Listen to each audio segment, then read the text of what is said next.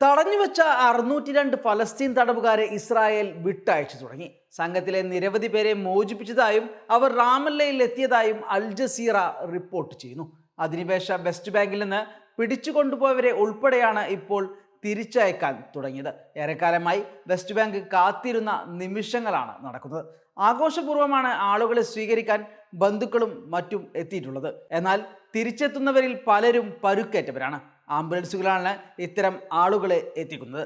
തടവുകാരെ വിട്ടയക്കാതെ ഇസ്രായേലുമായി ചർച്ചയില്ലെന്ന് പ്രഖ്യാപിച്ച് ഹമാസ് നിലപാട് കടുപ്പിച്ചതോടെയാണ് ഇസ്രായേൽ വിഷയത്തിലൊന്ന് അയഞ്ഞത്.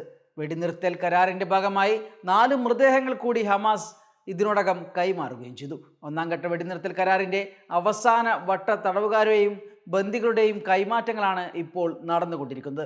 മൃതദേഹങ്ങൾ തിരിച്ചറിയുന്ന നടപടികൾ നടന്നുകൊണ്ടിരിക്കുകയാണെന്ന് റെഡ് ക്രോസ് അറിയിച്ചു. 6 ഇസ്രായേൽ തടവുകാരെ വിട്ടയച്ചതിനു പകരം 620 പേരെ വിട്ടയക്കാനായിരുന്നു കരാർ.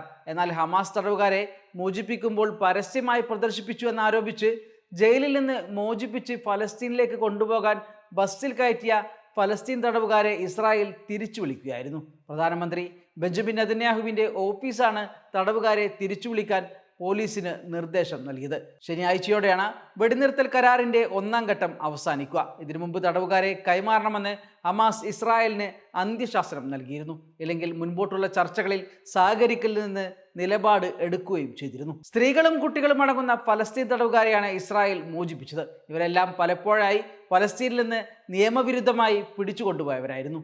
ഇസ്രായേൽ യുദ്ധകാലത്ത് മുനമ്പിൽ നിന്ന് പിടികൂടിയ 400-ലധികം പേരുടെ മോചനത്തിനായാണ് കുടുംബങ്ങൾ ആകാംക്ഷയോടെ കാത്തിരിക്കുന്നത്. എന്നാൽ പരുക്കേറ്റ നിരവധി ഫലസ്തീനികളെ വഹിച്ചുകൊണ്ട് ആംബുലൻസുകൾ ഗാസയിലെ ഖാൻ യൂനിസിൽ എത്തുന്നത് ഏറെ ആശങ്കയുണ്ടാക്കുന്നുണ്ട്. മതിയായ ചികിത്സ പോലും ഇസ്രായേൽ നൽകില്ലെന്ന ആശങ്കയാണ് ഇവരിൽ ഭയമുണ്ടാക്കുന്നത്. നേരത്തെ ഹമാസ് റെഡ് ക്രോസ് വഴി 4 ബന്ദികളാക്കിയവരുടെ മൃതദേഹങ്ങൾ ഇസ്രായേലിന് കൈമാറിയിരുന്നു.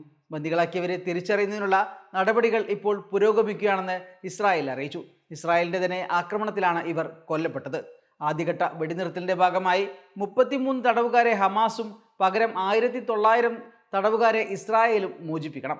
33 തടവുകാർക്ക് പുറമെ 8 മൃതദേഹങ്ങളും ഹമാസ് കൈമാറണം. ഈ 8 പേരും ഇസ്രായേലിന്റെ തന്നെ ആക്രമണത്തിൽ കൊല്ലപ്പെട്ടവരാണ്. ഇതിൽ 4 മൃതദേഹങ്ങൾ ഇതിനകം ഹമാസ് കൈമാറിയിരുന്നു. ശേഷിക്കുന്ന 4 പേരുടെ മൃതദേഹം കൂടിയാണ് ഇപ്പോൾ കൈമാറിയത്. 1ാം ഘട്ട തടവുകാരെ കൈമാറൽ വിജയകരമായി പൂർത്തിയാക്കിയ ശേഷം അടുത്ത ആഴ്ചയോടെ 2ാം ഘട്ട വെടിനിർത്തൽ ചർച്ച തുടങ്ങുമെന്നാണ് പ്രതീക്ഷിക്കുന്നത്. Waytonikah.com, the exclusive Muslim matrimonial site.